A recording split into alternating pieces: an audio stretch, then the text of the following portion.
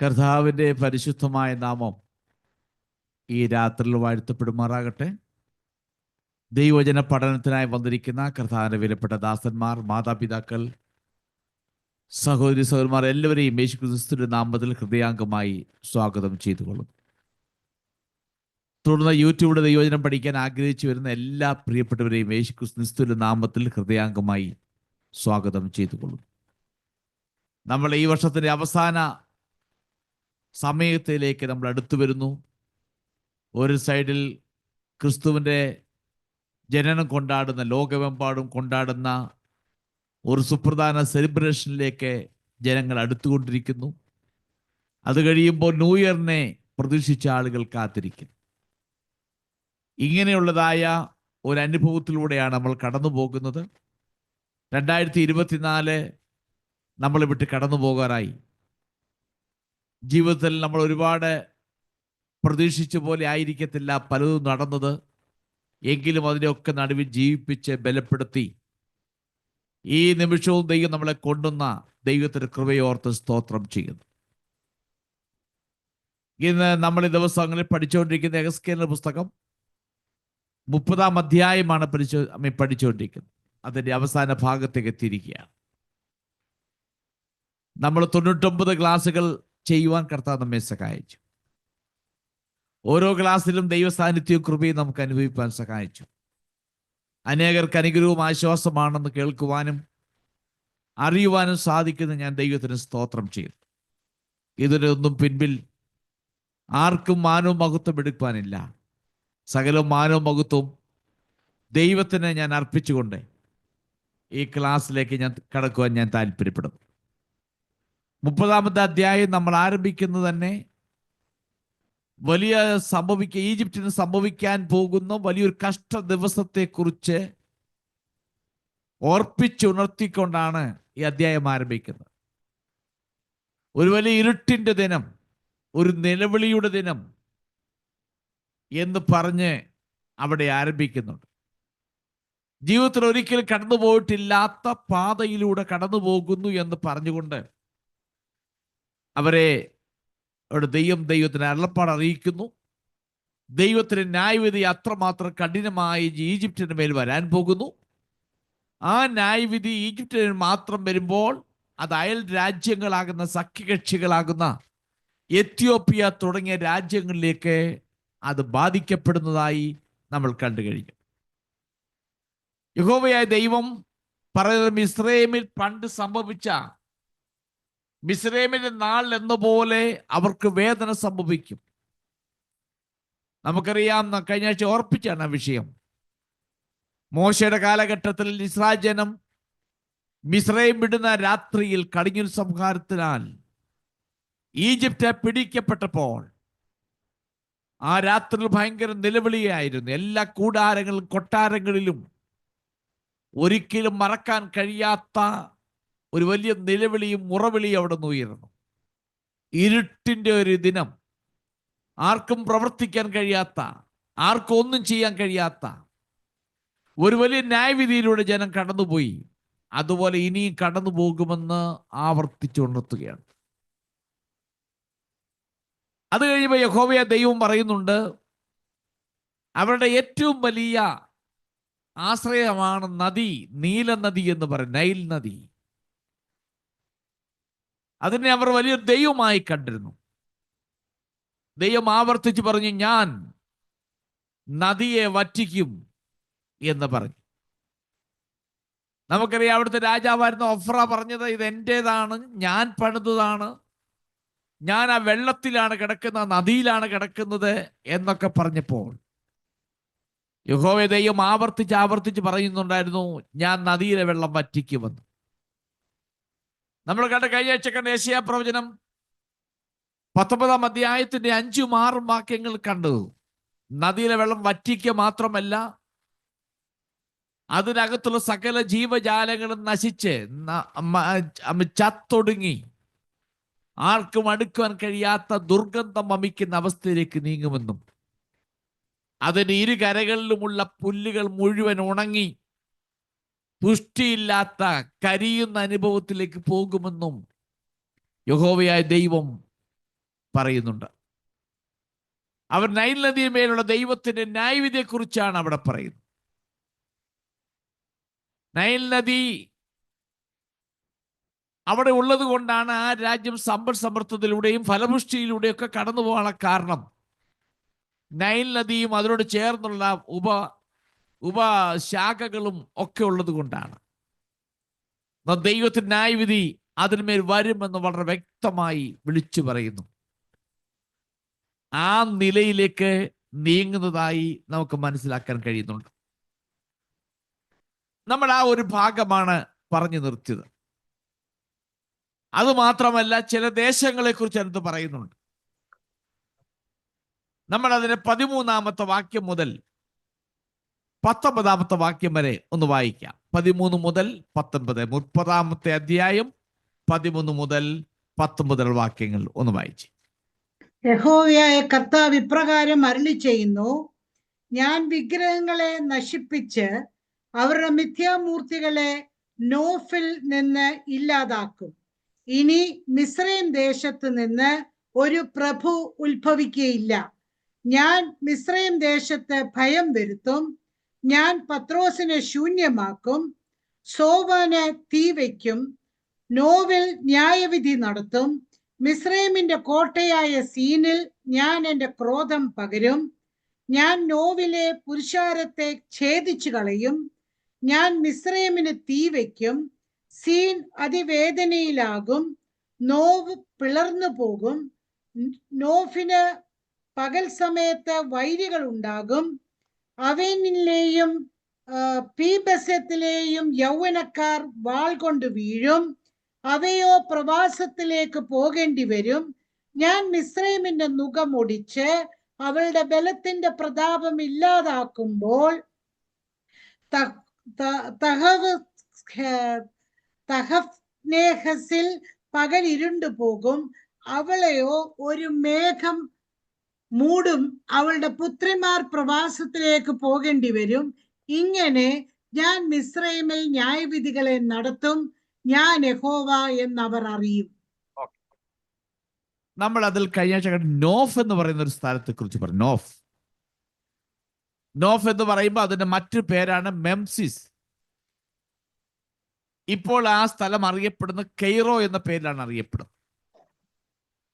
ഇന്നത്തെ ഈജിപ്തിന്റെ capital, തലസ്ഥാനമായിരിക്കുന്ന Cairo, അത് ആ കാലഘട്ടം അറിയപ്പെടുന്നത് നോഫ് എന്നും മെംസിസ് എന്ന പേരിലും അത് അറിയപ്പെട്ടിരുന്നു. അതിന് ഗ്രേറ്റ് കെയ്റോ എന്നറിയപ്പെടുന്നത്. ആ കാരണം ആ സ്ഥലത്തിന്റെ പ്രത്യേകത എന്ന് പറയുന്നത് ഫറവോ രാജാക്കന്മാരുടെ ഇരിപ്പിടമാണ് കെയ്റോ എന്ന് പറയുന്നത്. അവരുടെ ഭരിക്കുന്ന സ്ഥലം, അവരിയ്ക്കുന്ന ഇരിപ്പിടം.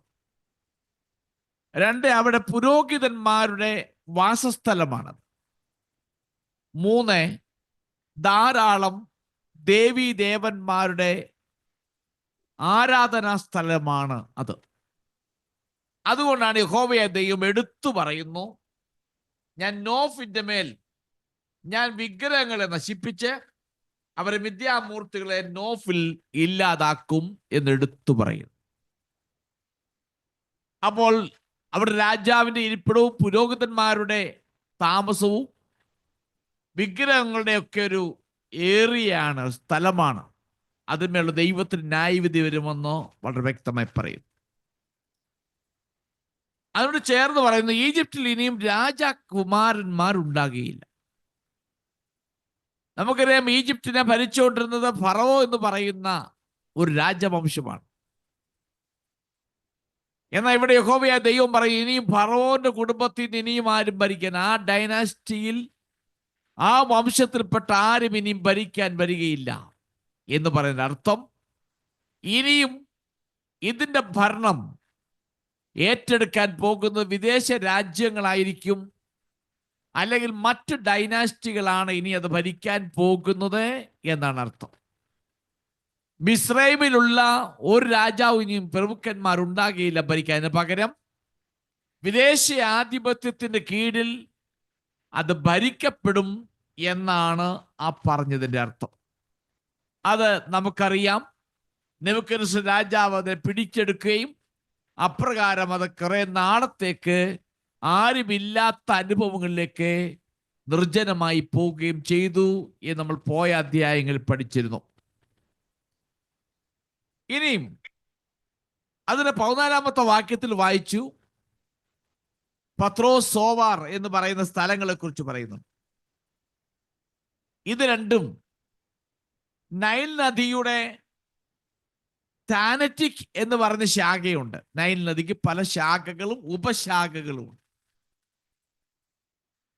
ഇത് ലോവർ ഈജിപ്തിലെ ഒരു നഗരമാണ്. ടാനീസ് എന്ന് പറയുന്ന ഒരു നഗരമുണ്ട്.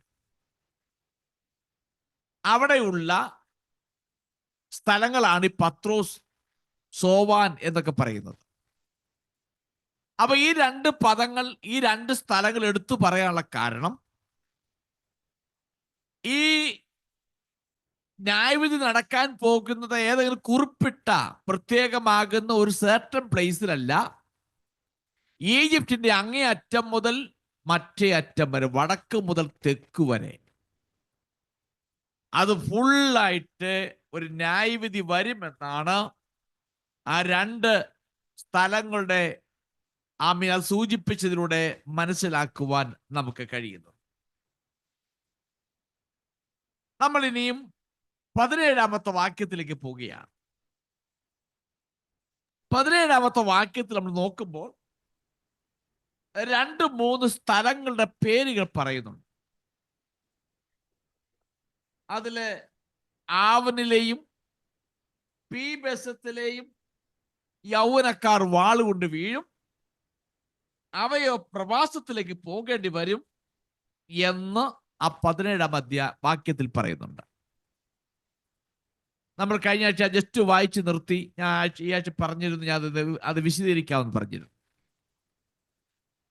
ഈ പീബെസത്ത് എന്ന് പറയുമ്പോൾ അതൊരു ഈജിപ്ഷ്യൻ നാമകരണമാണ്. അത് മനസ്സിലാക്കണമെങ്കിൽ ഉൽപ്പത്തി പുസ്തകം 41-ാം അധ്യായത്തിന്റെ 45-ാമത്തെ വാക്യം ഒന്ന് വായിച്ചു. Genesis chapter 41 verse 45. യോസേഫിന് സപ്നത്ത് പനേഹ് എന്ന് പേരിട്ടു. ഓനിലെ പുരോഹിതനായ പോത്തിഫേരുടെ മകൾ അസ്നത്തിനെ അവന് ഭാര്യയായി കൊടുത്തു. പിന്നെ യോസേഫ് മിസ്രയീം ദേശത്ത് സഞ്ചരിച്ചു. ഈ അതിന്റെ 50-ാമത്തെ വാക്യം. ക്ഷാമകാലം വരും മുമ്പേ യോസേഫിന് 2 പുത്രന്മാർ ജനിച്ചു. അവരെ ഓനിലെ പുരോഹിതനായ പോത്തിഫേരുടെ മകൾ അസ്നത്ത് പ്രസവിച്ചു. എന്റെ സകല മതിയോ?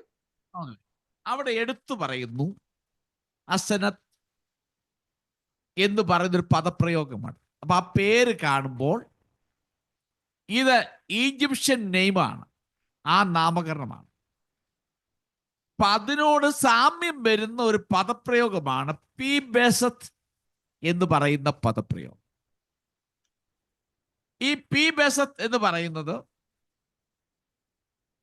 ബെത്ത് ഷെമേഷ് എന്ന് പറയുന്ന ഒരു സ്ഥലത്തെ കുറിച്ചാണ് പറയുന്നത്. ബെത്ത് ഷെമേഷ്. അത് ജെരമ്യാവിന്റെ പുസ്തകം 43-ാം അധ്യായത്തിന്റെ 13-ാമത്തെ വാക്യം. Jeremiah chapter 43 verse 13. അവൻ മിസ്രയീം ദേശത്ത് ബേത്ത് ഷെമെഷിലെ വിഗ്രഹങ്ങളെ തകർത്ത് മിസ്രയീമ്യ ദേവന്മാരുടെ ക്ഷേത്രങ്ങളെ തീ വെച്ച് ചുട്ടുകളഞ്ഞു. നോക്കണം, ഈ എഗസ്കേലിൽ പറഞ്ഞിരിക്കുന്നതിന് മറ്റ് കുറെ കൂടെ വ്യക്തമായി ജെരമ്യാവിന്റെ അകത്ത് ആ ഭാഗം പറയുന്നുണ്ട്. ബേത്ത് ഷെമേഷ് എന്ന് പറയുന്ന സ്ഥലം തന്നെയാണ്, അതിന്റെ മറ്റു പേരാണ് ബേസത്ത് എന്ന് പറയുന്നത്. അതിന്റെ അർത്ഥം സൂര്യഭവനമാണ്, സൂര്യന്റെ ഭവനം, ഹൗസ് ഓഫ് സൺ, സൂര്യന്റെ ഭവനം. ഗ്രീക്കുകാർ അതിനിട്ടിരിക്കുന്ന പേരുണ്ട്, ഹീലിയോപോളിസ് എന്ന് പറയുന്ന ഒരു പേരിലാണ് ഗ്രീക്കുകാർ അതിനെ പറയുന്നത്. വളരെ കാലം മുതൽ സൂര്യനെ ആരാധിക്കുന്ന പ്രധാനപ്പെട്ട ഒരു ഇരിപ്പിടം എന്ന നിലയിലാണ് ഈ സ്ഥലം അറിയപ്പെടുന്നത്. ഇനി നൈൽ നദിയിലെ അപ്പോൾ സൂര്യനെ ആരാധിക്കുന്ന സൂര്യന് വേണ്ടി സൂര്യന്റെ ഭവനമെന്നാണ് അറിയപ്പെടുന്നത്. എന്ന് പറയാൻ അത്രമാത്രം ആ സ്ഥലം സൂര്യന് വേണ്ടി മാറ്റിവെച്ചിരിക്കുന്ന സൂര്യന്റെ ഒരു ആരാധിക്കുന്ന ഒരു പ്രധാനപ്പെട്ട സ്ഥലം.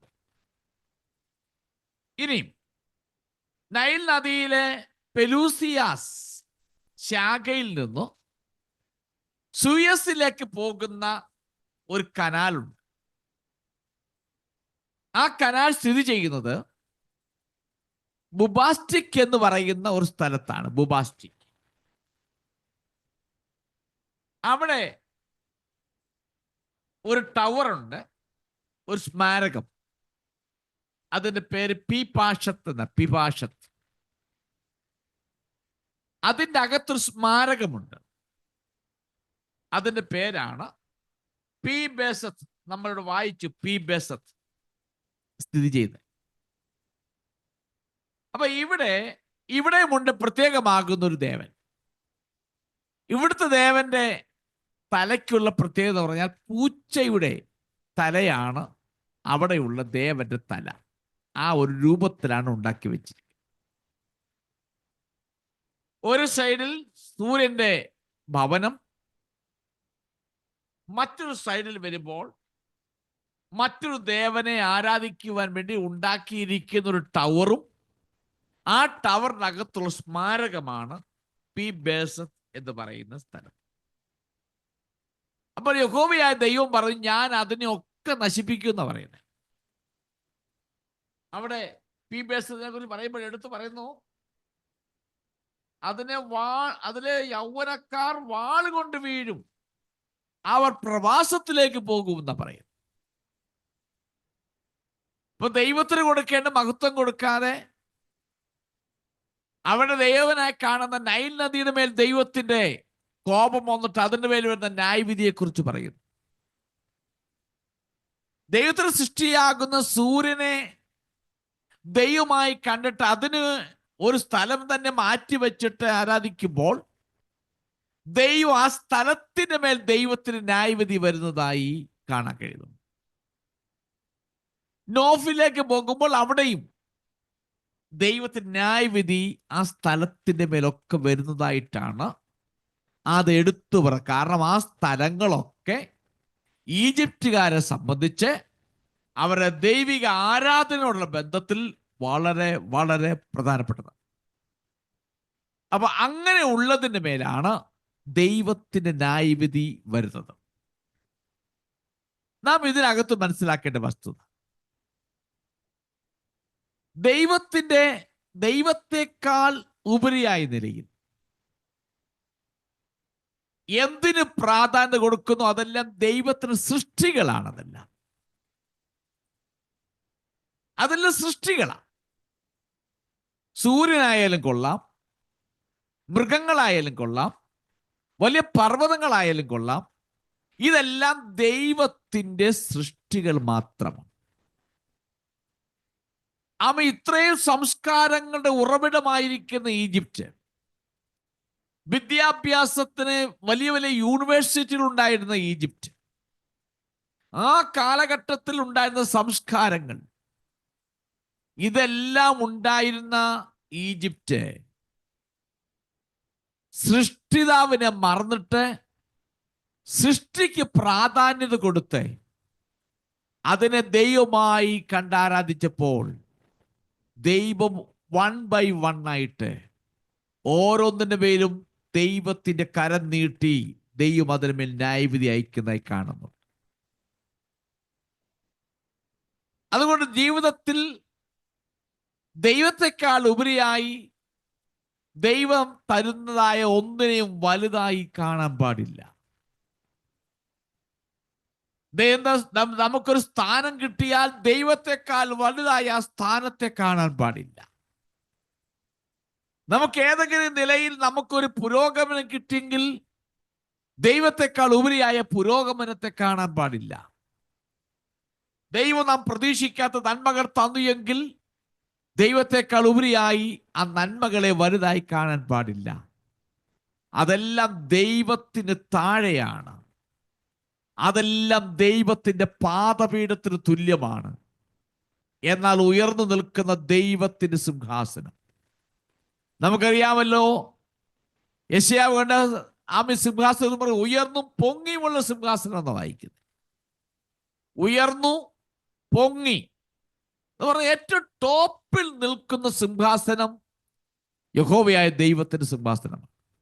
അതിൻ്റെ താഴെ ഉള്ളൂ ബാക്കി സകലും. അതുകൊണ്ട് നാം കുറെ കൂടെ മുൻപോട്ട് പോകുമ്പോൾ നമ്മൾക്ക് എന്തെല്ലാം ജീവിതത്തിൽ ഉണ്ടായാലും അതിനെ ഒന്നും വലുതായി കാണല്ലേ. നമ്മളെ അതിലേക്ക് നയിച്ച ഒരു സൃഷ്ടിതാവ്, ഒരു നിയന്ത്രിക്കുന്ന ഒരു നിയന്ത്രിതാവ് ഇതിന് പിമ്പിലുണ്ടെന്ന് മനസ്സിലാക്കി നാം അതിന് നന്ദി പറയുവാൻ, അതിന് ബഹുമാനം കൊടുക്കുവാൻ, അതിന് നന്ദി കാണിക്കുവാൻ നമ്മൾ ബാധ്യസ്ഥരാണ്. നമ്മൾ ഈ വർഷം അവസാന നിമിഷങ്ങളിലേക്ക് വന്നിരിക്കുകയാണ്. നമ്മൾ പ്രതീക്ഷിക്കാത്ത നിലയിലൊക്കെ ദൈവം നമ്മളെ നടത്തിക്കണമെന്നേക്ക്. നീ അവസാന നിമിഷം എത്തുമ്പോൾ ദൈവം തന്നിരിക്കുന്ന ദാനങ്ങളിൽ സന്തോഷിക്കാതെ, ദൈവം നമുക്ക് തന്നിരിക്കുന്ന സ്ഥാനങ്ങളിൽ സന്തോഷിക്കാതെ ദൈവത്തിൽ സന്തോഷിക്കുവാൻ, ദൈവത്തിൽ ആശ്രയിക്കുവാൻ ദൈവം നമുക്ക് കൃപ നൽകട്ടെ എന്ന് ഞാൻ ആഗ്രഹിക്കുകയും പ്രാർത്ഥിക്കുകയും ചെയ്തു. നമ്മൾ ഇനിയും അടുത്ത 18-ാമത്തെ വാക്യത്തിലേക്ക് നമ്മൾ പ്രവേശിക്കാൻ വേണ്ടി പോവുകയാണ്. അവിടെ പറയുന്ന ഒരു പേരുണ്ട്, തഹഫെനേസ് എന്ന് പറയുന്ന ഒരു പേര്. അതിന് തൊട്ട് മുമ്പേ 18-ാമത്തെ വാക്യത്തിൽ ഇങ്ങനെ വായിക്കുന്നു, ഞാൻ മിസ്രയീമിന്റെ നുകമൊടിച്ച് അവരുടെ ബലത്തിന്റെ പ്രതാപം ഇല്ലാതാക്കും. ഞാൻ മിസ്രയീമിന്റെ മുഖമൊടിക്കും എന്ന് പറഞ്ഞാൽ, ഞാൻ പറഞ്ഞ ഈജിപ്റ്റ് ആ കാലഘട്ടത്തിൽ വളരെ സമ്പന്നമാണ്, പവർഫുള്ളാണ്, സംസ്കാര സമ്പന്നതയുടെ ഉറവിടമാണ്. ഇങ്ങനെയൊക്കെയുള്ള ഒരു ഈജിപ്റ്റ് മറ്റു രാജ്യങ്ങൾ, കൊച്ചു കൊച്ചു രാജ്യങ്ങൾ പലതും ഈജിപ്തിനെ ആശ്രയിച്ച് കഴിയുന്നവരാണ്. ഈജിപ്റ്റോട് ചേർന്ന് നിൽക്കുന്ന എത്യോപ്യ രാജ്യങ്ങൾ, എത്യോപ്യ, ലിബിയ, ലിഡിയ തുടങ്ങിയ രാജ്യങ്ങളെല്ലാം ഈജിപ്തിന്റെ ബന്ധത്തിൽ ആശ്രയിച്ച് കഴിയുന്നവരാണ്.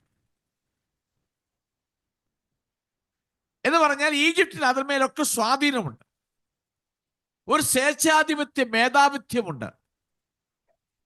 അപ്പോൾ ഇവിടെ പറയുന്നു ഈജിപ്തിൽ നുകം തകർക്കുമെന്ന് പറഞ്ഞാൽ മറ്റു രാജ്യങ്ങളുടെ മേലുള്ള സ്വാധീന ശക്തി, മറ്റു രാജ്യങ്ങളുടെ സ്വേച്ഛാധിപത്യ മേധാവിത്വങ്ങൾ, ഇതെല്ലാം ഞാൻ ഇല്ലാതാക്കുമെന്ന് വളരെ വ്യക്തമായി പറയുന്നു. എന്ന് പറഞ്ഞാൽ ഈജിപ്തിന്റെ ശക്തി ഞാൻ തകർക്കും എന്ന് ഇവിടെ വ്യക്തമായി പറയുന്നു.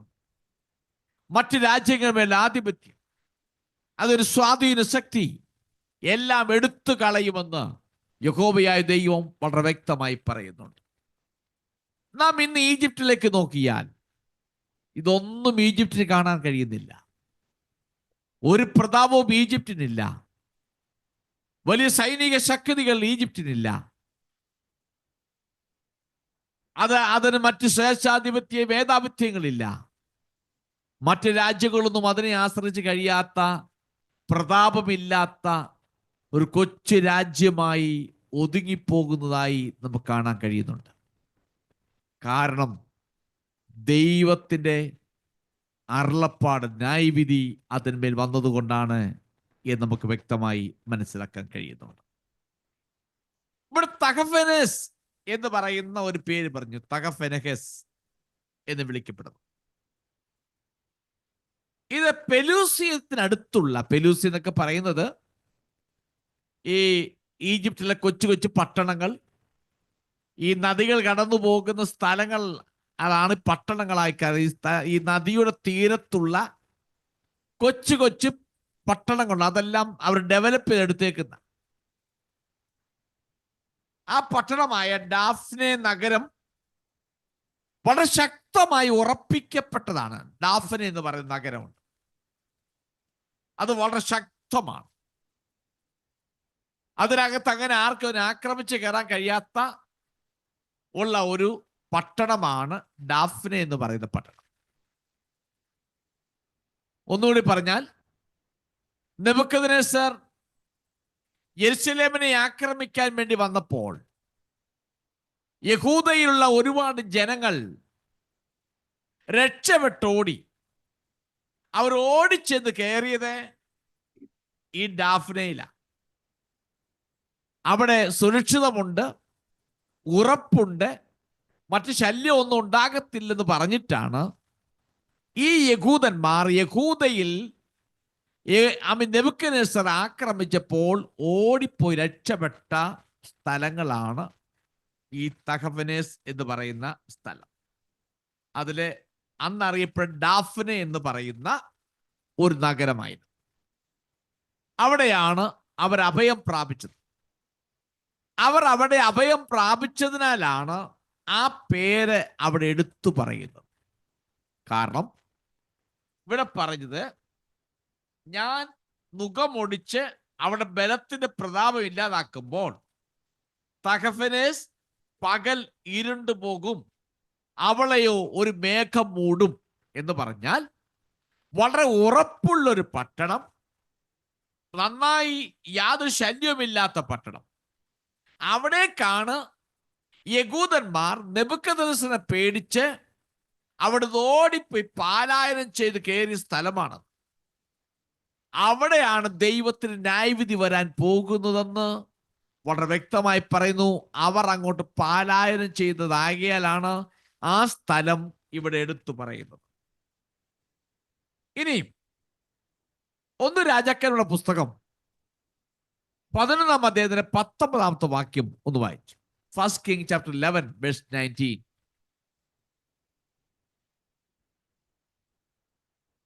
ഫറവോന് ഹദദിനോട് വളരെ ഇഷ്ടം തോന്നി. അതുകൊണ്ട് അവൻ തന്റെ ഭാര്യയായ തഹ്പനേസിന് രാജ്ഞിയുടെ സഹോദരിയെ അവന് ഭാര്യയായി കൊടുത്തു. അവിടെ തഹഫനഹേസ് എന്ന് പറയുന്നത് രാജ്ഞിയാണ്, ഈജിപ്തിലെ ഒരു രാജ്ഞി. ഫറവോന്റെ രാജകീയ വസതിയാകുന്ന പെലൂസിനടുത്തുള്ള ഒരു ഡാഫനെ, അവിടാണ് ഈ രാജ്ഞിയുടെ ഇരിപ്പിടം അവിടെയാണ്. അതാണ് ഡാഫ്നെ എന്ന് പറയുന്ന പദം അവിടെ ഞാൻ ഉപയോഗിച്ചത്. ഇനി ജെരമ്യാ പുസ്തകം 43:7-9 വാക്യം വായിച്ച്. ജെരമ്യാ ചാപ്റ്റർ 43 verses 7 and 9. യഹോവയുടെ വാക്കനുസരിക്കാതെ മിസ്രൈം ദേശത്ത് ചെന്ന് തഹപ്നേസ് വരെ എത്തി. തഹപ്നേസിൽ വെച്ച് യിരെമ്യാവിന് യഹോവയുടെ അരുളപ്പാട് ഉണ്ടായത് എന്തെന്നാൽ, നീ വലിയ കല്ലുകളെ എടുത്ത് യഹൂദ പുരുഷന്മാർ കാണെ തഹപ്നേസിൽ ഫറവോന്റെ അരമനയുടെ പടിക്കലുള്ള കളത്തിലെ കളിമണ്ണിൽ കുഴിച്ചിട്ട് അവരോട് പറയേണ്ടത്. നോക്കണം, ഇനി 9-ാമത്തെ വാക്യം വായിച്ചില്ലേ? വായിച്ചു, 9 വായിച്ചു. നോക്കണം, അവിടേക്ക് ഓടിപ്പോയതാ. സുരക്ഷിതത്വം തേടി അവിടേക്ക് ഓടിപ്പോയി. യഹോവയായ ദൈവം പറയാണ്, നീ അവിടെ ചെന്ന് അതിൻ്റെ അകത്ത് കല്ല് കുഴിച്ചിട്ട് അവരോട് പറയണം, ഈ കല്ല് കുഴിച്ചിട്ട മണ്ടയ്ക്ക് നെബൂഖദ്നേസർ വന്നിട്ട് അവന്റെ സിംഹാസനം ഉറപ്പിക്കുമെന്ന് നീ പറയണമെന്ന് താഴോട്ടുള്ള ഭാഗം വായിക്കുമ്പോൾ അവിടെ പറയുന്നുണ്ട്. നോക്കണം, ദൈവത്തിന് ന്യായവിധി വന്നപ്പോൾ യഹൂദന്മാർ അവിടുന്ന് രക്ഷപ്പെട്ട് ഓടി വന്ന സ്ഥലമാണ്. ഞങ്ങൾ സേഫാണ്, ഞങ്ങൾ പൂർണ്ണ സുരക്ഷിതരാണ്. ആ സ്ഥലമാണ് തഹഫനേസ്. അത് ഫറവോന്റെ രാജ്ഞിയുടെ ഒരു സ്ഥലമാണ്. അവിടെയുള്ള ഒരു വസതി ഉണ്ട്. അതിനെക്കുറിച്ചാണ് ഞാൻ പറയുന്നത് ഡാഫ്നെ എന്ന് പറയുന്ന സ്ഥലം എന്ന് പറയുന്നത്. നോക്കണം, ഭയങ്കര സുരക്ഷിതമായി ഓടിപ്പോയതാ. സുരക്ഷിതമായി ഓടിപ്പോയപ്പോൾ ദൈവത്തിന്റെ ന്യായവിധി അവിടേക്ക് വരുമെന്ന് ദൈവം വ്യക്തമായി പറയുക. ഇവിടുന്ന് രക്ഷപ്പെട്ടു എന്ന് പറഞ്ഞ് ഓടിയതാ. അവിടെ ചെന്നപ്പോൾ കാണാം അടുത്ത ന്യായവിധി അവിടെയും വരുന്നു. ഇവർ ഓടിച്ചെന്നത് കൊണ്ട് ആ പ്രദേശത്ത് ദൈവത്തിന് ന്യായവിധി വരികയാണ്. നമ്മൾ ഓർക്കേണ്ട ഒരു വസ്തുത, ദൈവത്തിന്റെ കണ്ണ് വെട്ടിച്ച് ദൈവത്തെ കളിപ്പിക്കാമെന്ന് ചിന്തിച്ചാൽ ദൈവം നമ്മെ കളി പഠിപ്പിക്കുമെന്ന് സാധാരണ ആളുകൾ പറയുന്ന പോലെ ഇവിടെ കാര്യം ഓർക്കണം. ദൈവത്തിന്റെ കൈ വിട്ടിട്ട്, ദൈവത്തിന്റെ പദ്ധതി വിട്ടിട്ട്, ദൈവം വെച്ചിരിക്കുന്ന മാനദണ്ഡങ്ങൾ നോക്കാതെ നീ ദൈവത്തെ കൽപ്പിച്ചിട്ട് ഓടി രക്ഷപ്പെടാമെന്ന് വിചാരിച്ചാൽ ദൈവത്തിനറിയാം നീ എവിടെ പോയി പാർക്കുന്നെന്നറിയാം. ദൈവത്തിന് കഴിയും അതിനെ ഇളക്കുവാൻ കഴിയും. അതിനെ ഇളക്കി നിന്നെ അവിടുന്ന് ഇളക്കിക്കൊണ്ട് വരുവാനും ദൈവത്തിന് കഴിയും. നമുക്കറിയാം, യോന ദൈവം കൊടുത്ത ആലോചന പ്രകാരം പോകാതെ മറ്റൊരു കപ്പൽ കയറി പോയി. ദൈവം ആ കപ്പലിനെ ഇളക്കി. കപ്പലിനെ ഇളക്കിയപ്പോൾ മറ്റാരെയും വിടണ്ട, ഇവനെ മാത്രം വലിച്ചെറിഞ്ഞു. നോക്കണം, അതാണ് ദൈവത്തെ വിട്ട് ദൈവത്തിന്റെ കണ്ണ് വെട്ടിച്ച്. എങ്ങനെയുള്ള ഊടാടി സഞ്ചരിക്കുന്ന ദൈവത്തിന് കണ്ണുണ്ട്. ദൈവത്തെ അന്വേഷിക്കുന്ന ബുദ്ധിമാന്മാരുണ്ടോ എന്ന് കാണുവാൻ ദൈവം സ്വർഗത്തിൽ നോക്കുന്നു. അങ്ങനെയുള്ള ദൈവത്തിന്റെ കണ്ണ് വെട്ടിച്ച് ലോകത്തിൽ ആരെയും കണ്ണ് വെട്ടിക്കാം. മനുഷ്യരാകുന്ന സകല എണ്ണത്തിന്റെ കണ്ണുകൾ വെട്ടിക്കാം. എന്നാൽ സകലവും നന്നായി അറിയുന്ന ദൈവത്തിന്റെ കണ്ണ് വെട്ടിക്കുവാൻ നീ ഓടി രക്ഷപ്പെടാമെന്ന് വിചാരിച്ചാൽ അത് നടക്കത്തില്ല. ദൈവത്തിന് ന്യായവിധി വരുമ്പോൾ, ദൈവത്തിന്റെ വിളി വരുമ്പോൾ, ദൈവത്തിന് നിന്റെ മേൽ ലക്ഷ്യം വെക്കുമ്പോൾ നീ അതിനെ തട്ടിമറിച്ചിട്ട് നിന്റെ ഇഷ്ടാനുസരണം ഓടിപ്പോയാൽ, നീ ഓടിപ്പോകുന്ന എവിടെയാണോ അവിടേക്ക് ദൈവം ഇറങ്ങി വന്നിട്ട് അവിടെ ദൈവം ഇളക്കിയിട്ട് ദൈവം തന്നെ പദ്ധതി ചെയ്തേണ്ടത് ചെയ്തെടുക്കും എന്ന് വളരെ വ്യക്തമാണ്. അവിടെ ഈ രാത്രി നമ്മൾ ഓർത്തിരിക്കേണ്ട വസ്തുത, നമ്മുടെ ജീവിതത്തിൽ ദൈവം തരുന്ന നിമിഷങ്ങൾ ദൈവത്തിന്റെ പദ്ധതി എന്താണെന്ന് മനസ്സിലാക്കി താഴ്മയോട് ജീവിക്കുവാൻ നമ്മൾ ബാധ്യസ്ഥരാണ്.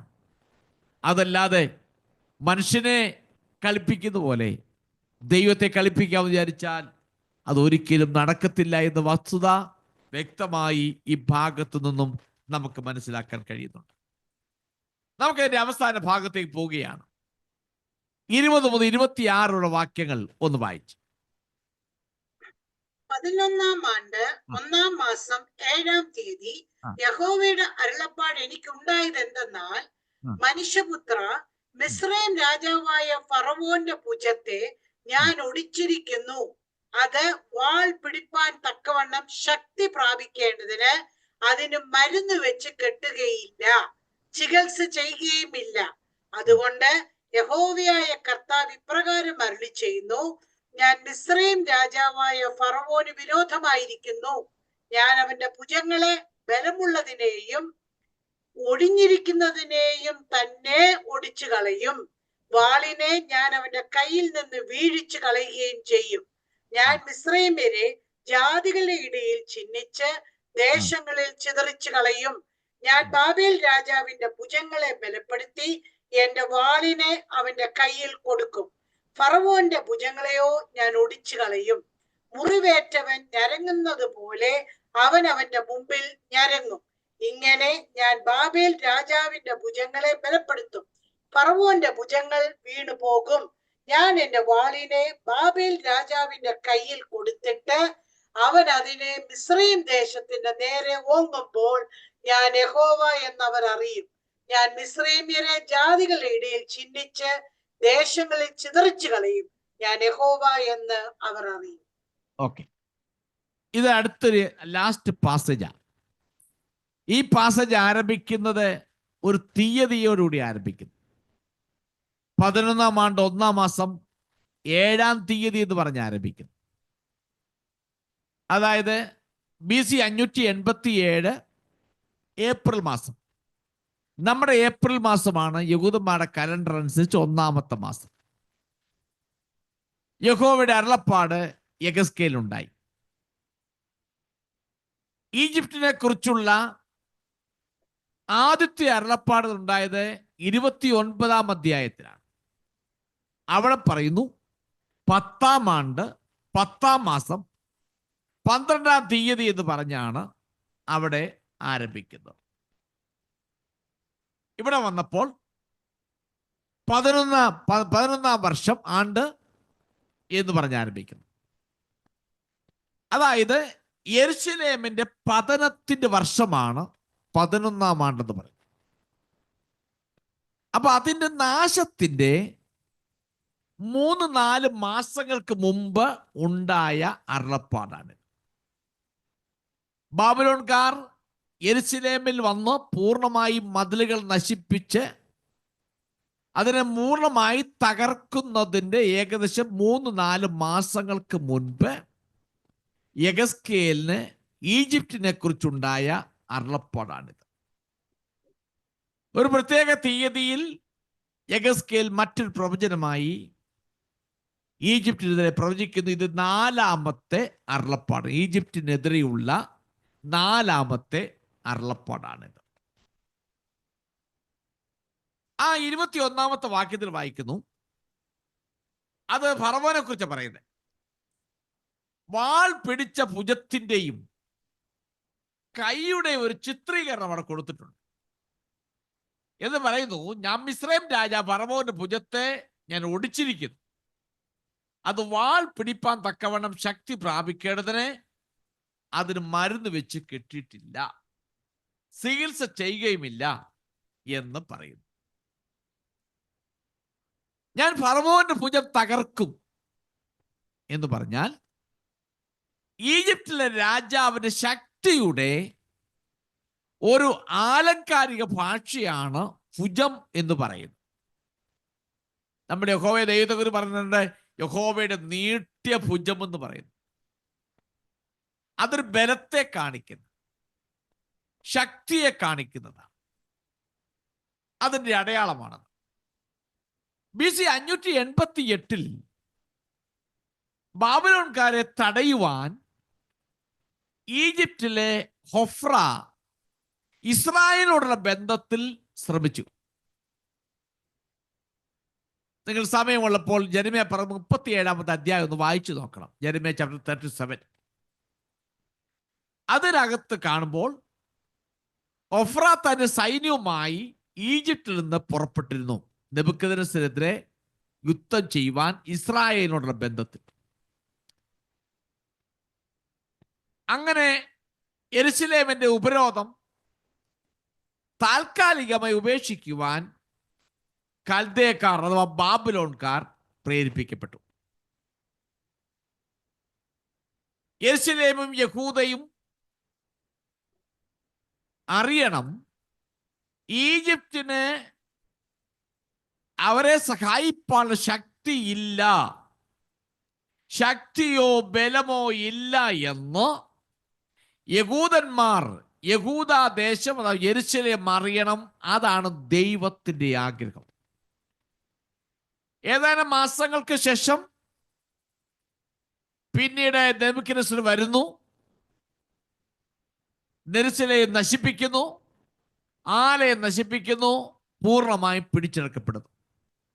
ഈ സമയമായപ്പോഴേക്കും ഒഫ്രായിക്ക് പോയി ഇസ്രായേലിനെ രക്ഷിക്കാൻ കഴിവില്ലാത്ത നിലയിൽ അവന്റെ ഭുജം ഒടിഞ്ഞതായി നമുക്ക് കാണാൻ കഴിയുന്നുണ്ട്.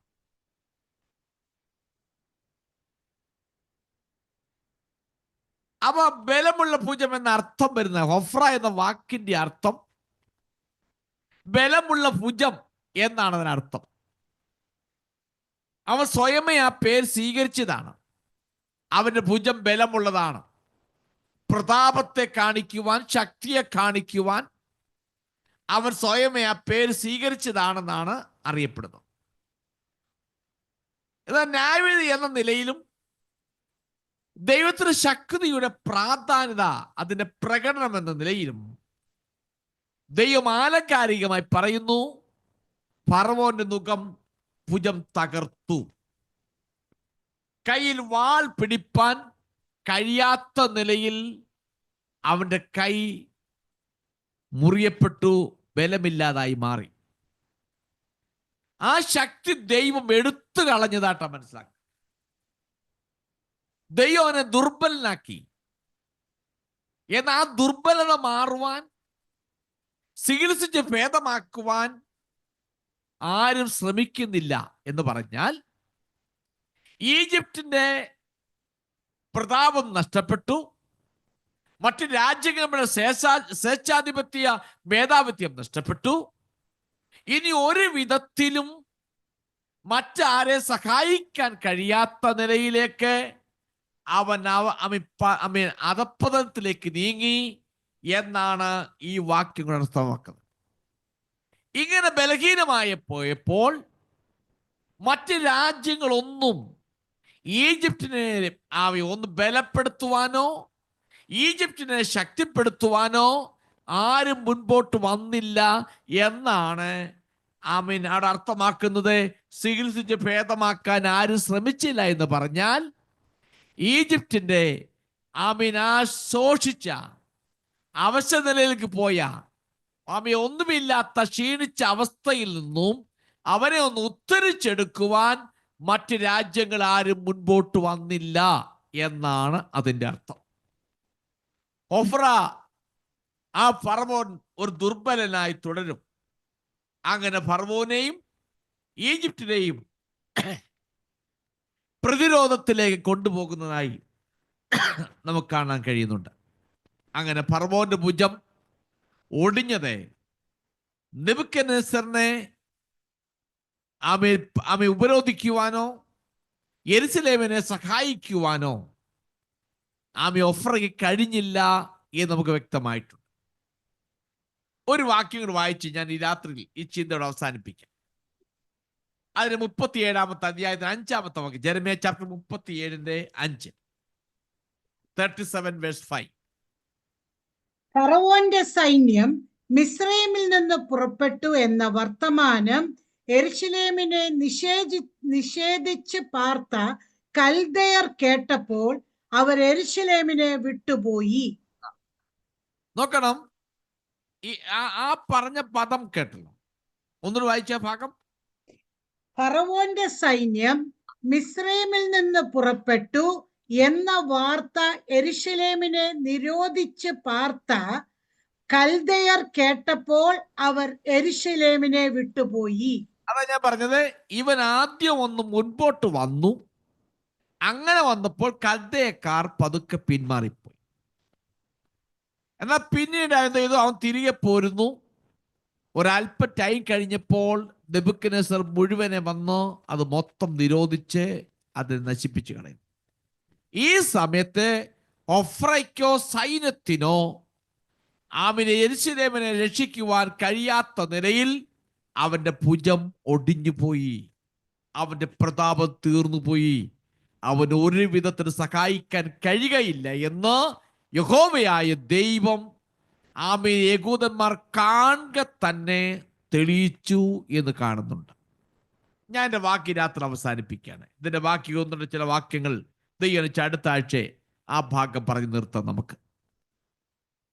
അതുകൊണ്ട് നമ്മൾ ഇവിടെ മനസ്സിലാക്കിയത്, ദൈവത്തിന്റെ ന്യായവിധി അവന്റെ മേൽ വന്നു കഴിഞ്ഞപ്പോൾ അവൻ യെരൂശലേമിനെ സഹായിപ്പാൻ കഴിയാത്ത നിലയിലേക്ക് നീങ്ങുന്നതായിട്ടും അതിലൂടെ തൻ്റെ ജനത്തിന് ദൈവം ഒരു ഉപദേശം കൊടുക്കുകയാണ്. ഞാനല്ലാതെ അന്യ ദൈവം നിങ്ങൾക്കുണ്ടാകരുത്, ഞാനല്ലാതെ മറ്റാരും നിങ്ങളെ സഹായിപ്പാൻ കഴിയുകയില്ല എന്ന് യഹോവയായ ദൈവം വീണ്ടും തെളിയിക്കുവാൻ വേണ്ടിയാണ് ഈ നിലയിലേക്ക് ദൈവം നടത്തിയത്. ഈ രാത്രിയിൽ നാം ഓർത്ത ഒന്നുണ്ട് കാര്യങ്ങൾ. ഒന്ന്, ദൈവത്തെക്കാൾ കൂടുതൽ നാം മറ്റൊന്നിനെയും വലുതായി കാണല്ലേ. രണ്ട്, നാം ദൈവത്തെ വെട്ടിച്ച് രക്ഷപ്പെട്ട് ഓടാമെന്ന് ചിന്തിച്ചാൽ ദൈവം ഇന്നല്ലെങ്കിൽ നാളെ ദൈവത്തിൻ്റെ കരത്തിനുള്ളിൽ നിന്നെ ആക്കും എന്നൊരു യാഥാർത്ഥ്യമുണ്ട്. ചില ആളുകൾ ദൈവത്തെ കളിപ്പിക്കാൻ വേണ്ടി ഓടാറുണ്ട്. ദൈവത്തിന് പിടികൊടുക്കാത്ത, എന്നിട്ട് പറയും ഞാൻ രക്ഷപ്പെട്ടെന്ന് പറയുന്നോ. ദൈവം പിടിക്കുന്നൊരു ദിവസമുണ്ട്. അത് ചിലപ്പോൾ ഭയാനകമാകുന്ന നിലയിലായിരിക്കാം ജലം പിടിക്കുന്നത്. അതുകൊണ്ട് ഇങ്ങനെ ദൈവത്തിൽ ഇങ്ങനെ വായിക്കുന്നു, യഹോവയായ ദൈവം നിന്റെ അരികത്തുള്ളപ്പോൾ നീ അവനെ അന്വേഷിക്ക. നീയും അധികം കാലങ്ങൾ നമ്മുടെ മുമ്പിലില്ല. ഏത് സമയവും എന്തും ഈ ലോകത്തിൽ സംഭവിക്കാവുന്ന ഒരു അവസ്ഥയിലേക്ക് പോയിക്കൊണ്ടിരിക്കുമ്പോൾ അവനെ അന്വേഷിക്കാവുന്ന സമയത്ത് അവനെ കണ്ടെത്തുക. നിന്നെക്കുറിച്ച് ദൈവത്തിന് പദ്ധതിയുണ്ട് എങ്കിൽ ദൈവം അത് പൂർത്തീകരിച്ചെടുക്കും. ദൈവത്തിനൊന്നും പ്രശ്നമല്ല. ദൈവത്തിന് ഉറപ്പുള്ള പട്ടണമോ ഈജിപ്റ്റോ അവന്റെ സൈന്യമോ ഒന്നും ദൈവത്തിന് പ്രശ്നമല്ല. ദൈവം നിന്നെക്കുറിച്ച് ആഗ്രഹിക്കുന്നെങ്കിൽ ദൈവം അത് ചെയ്തെടുക്കും. അതുകൊണ്ട് അവനെ അന്വേഷിക്കാവുന്ന സമയത്ത് അവനെ കണ്ടെത്താം. അതിനായി നമ്മളെ തന്നെ ഒരുക്കിയെടുക്കാം. ഈ വചനങ്ങൾ ആ ദൈവം നമ്മെ എല്ലാവരെയും അനുഗ്രഹിക്കുമാറാകട്ടെ.